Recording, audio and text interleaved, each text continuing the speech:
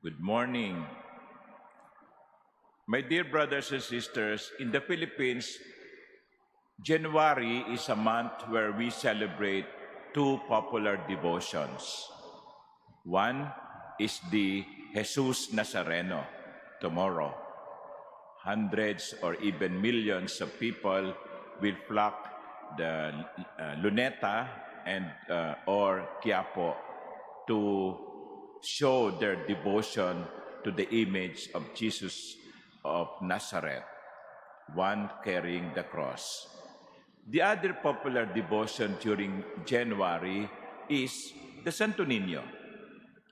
The Santo Niño of Tondo, the Santo Niño of Cebu, the Santo Niño of Pandacan, the Santo Niño of Arevalo, I think in Iloilo, and in many churches in the Philippines, this is celebrated.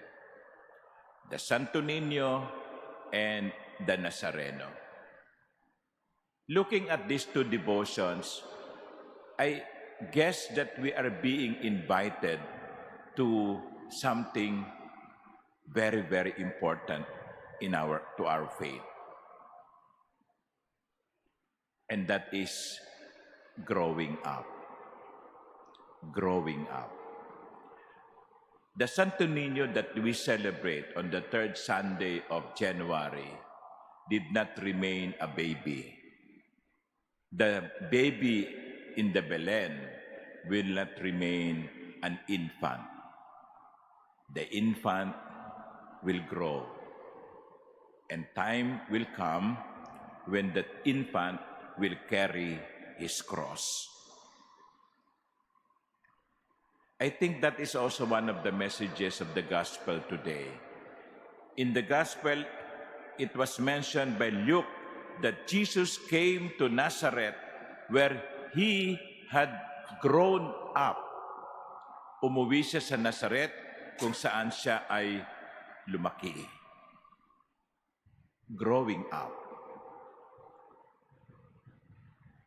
It is also an invitation to us. Are we also growing up? All of us are growing old, yes. This year, another year will be added to our age. We all grow old. But the question is, do we also grow up?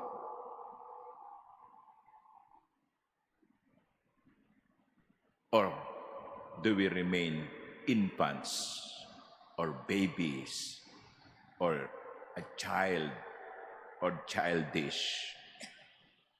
You know, sa Tagalog po,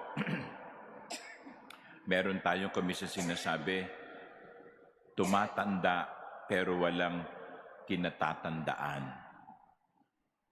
Tumatanda pero walang kinatatandaan.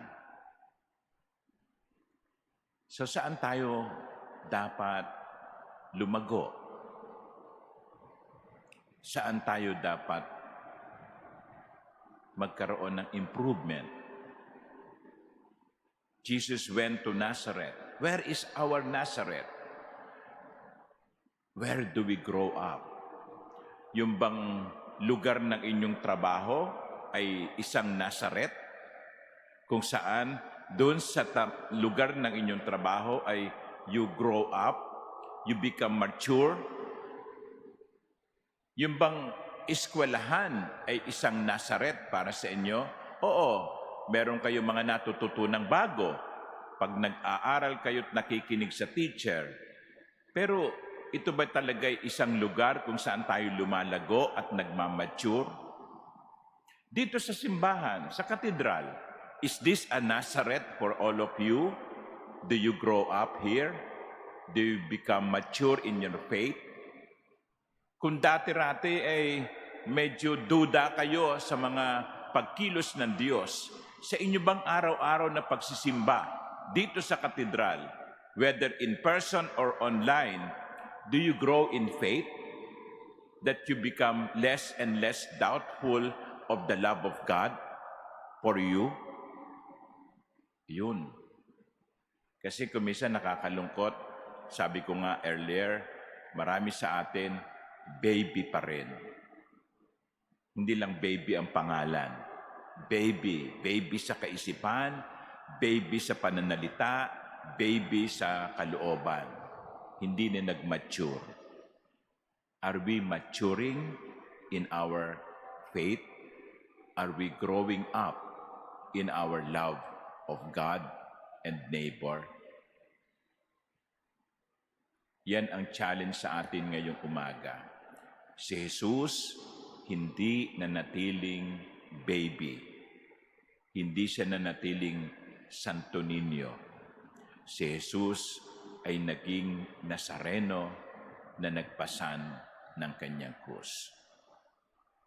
Hilingin natin ang tulong at biyaya ng mahal na Poon upang tayo din ay lumago, hindi lamang sa katawan, kundi sa isip, sa puso, sa pagmamahal. Amen.